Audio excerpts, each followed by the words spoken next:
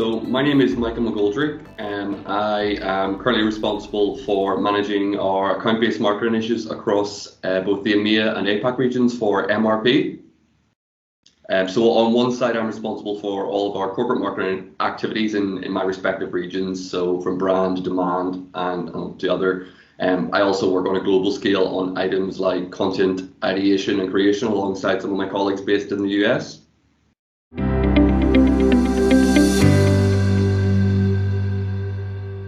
So prior to MRP, I spent probably around 5 years at one of the largest global BPOs executing pilot account-based marketing strategies targeting companies' financial service target accounts.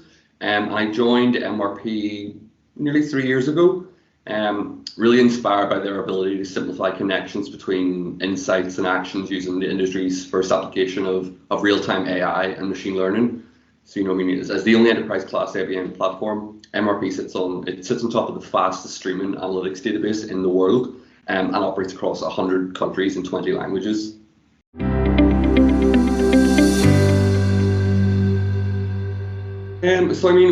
With responsibility for both the EMEA and APAC regions, I'm really sort of constantly assessing and reassessing where we spend our marketing budget and how we can drive more efficiency from our interaction with prospects. When we think of marketing, traditionally it's a difficult area to demonstrate ROI completely, and yet our success does tend to be measured on those outcomes and efficiency. So with AI embedded software like we use internally, sort of the money that we spend becomes more efficient and effective, while the machine assesses and brings data to better understand our target audience. When we talk about things like AI, I think it brings so much opportunity to the industry and to MRP, and I think learning to trust that machine in this day and age is necessary in order to be a business leader.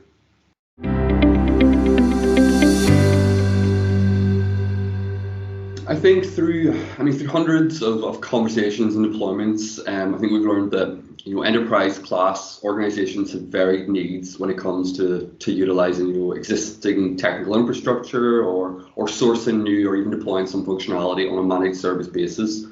So I think correctly prioritizing the needs of accounts so you can best serve them is a huge aspect of supporting customers when we think of through rapid growth. And when I think of ABM and ABM technology, I think at a core, it's relatively simple to understand, but actualizing that in an enterprise sales and marketing environment is vastly different and more challenging than smaller companies. An enterprise organization has a much more sophisticated go-to-market strategy, and unlike their smaller counterparts, they have multiple divisions or product groups that already communicate to their audiences using numerous channels and potentially various languages. And while their go-to-market strategies create an opportunity for organizations to scale, I think they also create complexity and elevate functionality requirements beyond those typically found in your ABM platform, which is usually designed for a small, medium business or company. So enterprise marketers like myself really require additional platform capabilities. So here, advanced data management, multi-tenancy, audience coordination, and measurements systems that deliver real metrics are paramount for success. The enterprise marketing universe that I operate in, it's very complex. And when you think the buying experience is the most important attribute to closely understand, you fail to appreciate that will likely result in disappointment, and you may target accounts at the wrong time. And the real challenge there is structural. I think marketers hold on to some of the strategies of the past, particularly around things like industry segments or channel-specific domain expertise. So I think marketers and salespersons really have to come to believe that hyper-targeting and hyper-personalization really equal that customer obsession and focus. In order to sustain ROI, I think it requires an obsessive focus on understanding your prospect sentiments, wants, needs, and timings.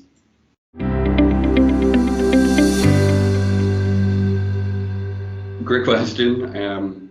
I really think the formula for sort of success probably exists already within your organization. So look at sort of a small selection of your experiences from the last 6 to 12 months and find common attributes of wins, focusing on those examples that continue to show success and map the processes that followed, noting a sense of timing and how that process was developed. I think you'll inevitably find multiple inputs from different efforts spread across a sort of a natural timeline, which likely means you've had collaboration on goals and objectives, and measures of success are probably clearly outlined and documented already. I think the biggest question you can ask really early on is how you can measure success with stakeholders, not just with one person, not just once, and basis of measurement. You need to be more consistent and scale those successes into more opportunities. So I think when we think of true improvement, it really requires working cohesively at all levels across functions and really translating collaboration into execution. And I think the more complex and longer the process, the greater the need for that collaboration to exist. I think forming a strategy that's focused on global adoption, enablement, shared learning, measurement and optimization. With that framework, each business unit essentially can benefit from support while executing their programs autonomously.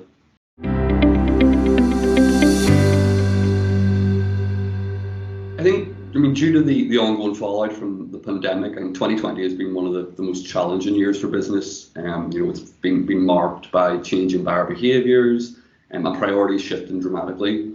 This new normal, it's seen B2B organisations changing the way they operate, focusing on socially distant interactions and a greater reliance on technology to guide their buyer engagement strategies. I think one of the benefits of the pandemic, or one of the positives, it's really fast-tracked marketing's shift to digital. We think just this year alone, display advertising has passed over 50% mark for total advertising spend. That said, I think the lack of human-to-human interaction has emphasised a point that most of us have known to be true even before the pandemic, that more media isn't necessarily better. I think better insights, more relevant content, and timely media are better. So more than doubling down on broad digital tactics, I think enterprise marketers will need to get closer to their customers. That divide between winners and losers in today's sales and marketing environment is really often based upon the insights and strategies used to drive those interactions. When I think of combining things like intent data, predictive models, it will give marketers a fuller picture of their accounts, but gathering those insights are only half the battle. The value of insights can only really be realized when they're operationalized, but the half-life of insights is very short, as you know. Understanding the relevance can change with every interaction at every target account. And because of that fluid nature, being able to take rapid action is key to maximizing value from insights that marketers uncover. But once that audience is identified, even coordinating and prioritizing messaging becomes a challenging task. So I think in the future we'll see marketers really focusing on putting the right technology in place to help. So operationalizing insights using solutions that can automate the appropriate tactics. Sales and marketing teams will be better to align activities and greatly simplify the process of identifying, approaching, and engaging prospects.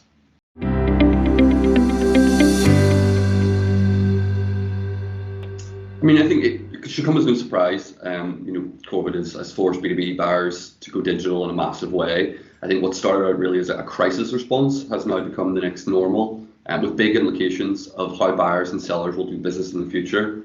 When I think of research by McKinsey, for example, more than 3/4 of buyers and sellers now say they prefer digital self-serve and remote human engagement over face-to-face interactions.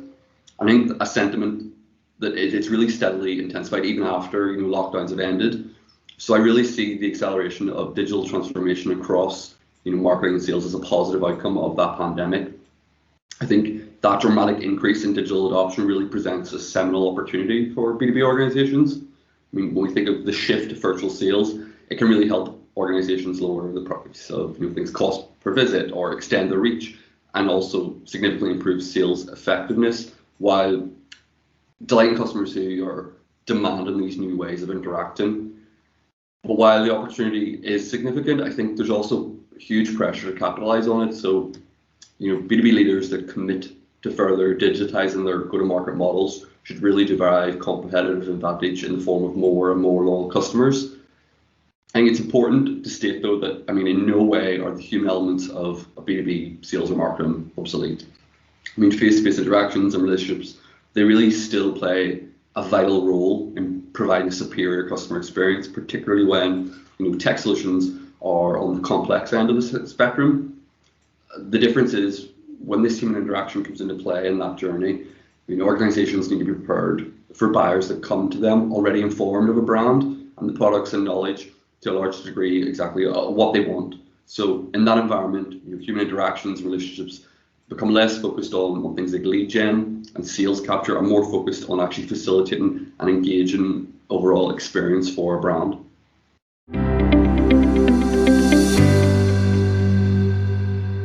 I think for me, specifically when I think of the account-based marketing industry, I think there's huge debate over things like best practice, and I think a lot of that struggles to make sense for sophisticated marketing teams. For organizations that have a wealth of market experience, you've already likely got sizable investments in things like lead generation, multi-channel programs, scoring methodologies and reporting. And I think adding a new and disconnected strategy or technology is more likely to confuse your audience, with break measurement systems and drive up your cost of acquisition. I think if thinking of an enterprise organization, adding a new silo of activity and measurement really doesn't make sense. The world of an enterprise marketer, it's vastly different from that of an early stage startup or even a mid-tier marketing organization. You're not just a scaled up version of a small organization. And the challenge in realizing this is really your requirements are different from much of the current sort of ABM best practice, because that advice is really only offered by platform vendors who can only serve the needs of a smaller company. So I think there's really a gap between industry excitement regarding ABM and the satisfaction that marketers are actually seeing in ABM results. I think, more than just statistics, I think research really points to one undeniable truth, that much of the best practices and capabilities of the supporting platforms are really not solving the needs of today's marketers. Most sort of existing ABM platforms have their roots in serving those needs of early stage organizations.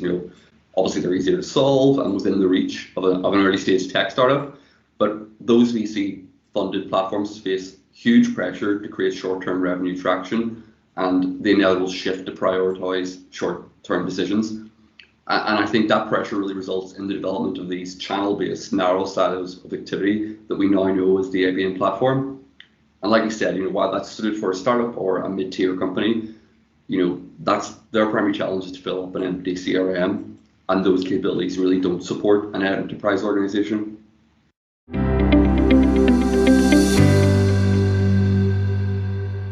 I think pre-2020, really, get out of that marketing silo, network both internally and externally. Marketing doesn't exist in a vacuum, and it's just one aspect of the business. Marketing serves a purpose for the business, and that purpose is really contributing to the achievement of your organization's goals and objectives. So talk to your salespeople, go on a customer call with them if you can, shadow one of your business stakeholders. That will really help you, better understand the world in which you're building your career and how marketing fits within that world. And building those relationships internally will also strengthen your credibility across the wider business. Networking externally is equally important. It provides you opportunities to engage with your peers and build relationships across a wide variety of industries and sectors, and collaborate on some of those challenges that we all face. And I think those external relationships will also offer objective ongoing support throughout your career and can really become a sounding board for ideas and also a reality check for your career plans, and often turn into that next big step in your career.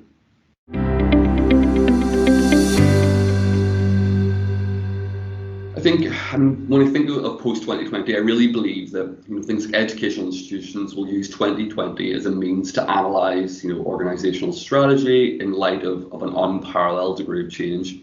We've all used terms like adaptive and agile when we explore business strategy, but I think our reference point for those examples that we've studied in the past have just been erased.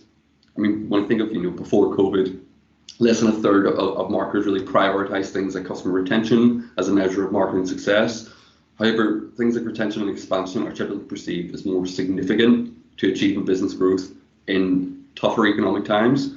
So I would advise marketers to really continue focusing on base accounts and ABM, and as a result, probably look to increase marketing budgets dedicated to ABM programs and really focusing on things like retention and enrichment. Post-2020, the disappearance of face-to-face sales meetings and in-person events has really created obvious challenges for marketers. And I think for those marketers that trust in in-person events to do things like generate demand or increase awareness, while they're eagerly anticipating their return, I think, they'll rebound almost as soon as social distancing requirements ease. I just think that, in the future, the virtual events experience has really changed that space forever. So from that perspective, I would probably advise marketers to combine virtual value, such as, on-demand content and engagement opportunities in a small, more devolved venue. And I think finally, in order to sort of remain competitive and grow in today's environment, marketers really need to prioritize customer experience initiatives to gain a thorough understanding of the customer's experience, the buying process, and really how your brand can facilitate a deeper and more empathetic connection throughout that journey.